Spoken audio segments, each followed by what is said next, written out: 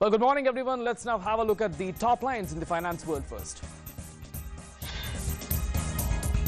Retail inflation spiked in April, while industrial growth stagnated in the month of March.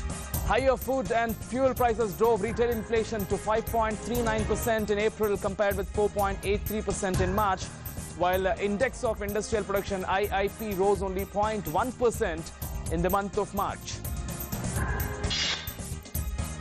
According to a UN report, India's economy is slowly gaining momentum and is projected to grow by 7.3% this year.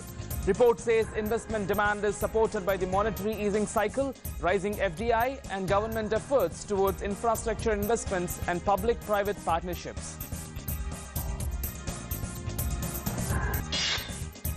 Reserve Bank of India plans to tighten rules for large corporate borrowers. According to the proposals by RBI, Indian banks would have to make higher provisions for lending to large corporate borrowers above a certain level from next financial year.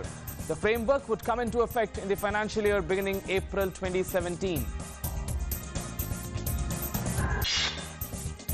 Food Minister Ramvilas Paswan said ration shops will be modernized to check leakage and diversions in PDS schemes. He said from computerization of public distribution system to digitization of ration cards and installation of Aadhaar-based biometric devices are at different stages of completion of this modernization process. Well, moving on, the Union Cabinet, chaired by the Prime Minister Narendra Modi, has given its approval for signing of an intergovernmental agreement between India and Mauritius on cooperation in cooperatives and relaxed fields. The Cabinet also gave its approval for the signing of Memorandum of Understanding between Securities and Exchange Board of India (SEBI) and Financial Services Regulatory Authority Abu Dhabi for mutual cooperation and technical assistance between the two regulators. An MOU would contribute towards strengthening the information sharing framework between the two regulators. Also, approval was given for development of 8x6 laning of Delhi-Meerut Expressway to Dasna section of National Highway 24 in Uttar Pradesh. Prime Minister Modi was apprised of General Framework Agreement (GFA) on renewable energy cooperation between India and United Arab Emirates. Now, moving on to the global market side, to begin with the US markets, there is a slump in technology shares, and that's highlighted by a steep slide in Apple Technologies, especially pressured the US markets yesterday. Some analysts also blame poor sales numbers from the retailers for the volatility.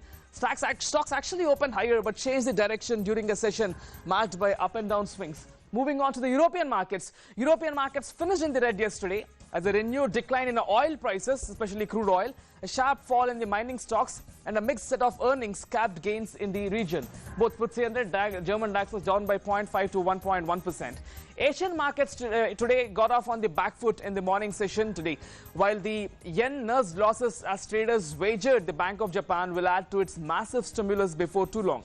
The impact of this Japan thing is felt across the Asian markets, and that's what we can see Asian markets pretty much on a negative note.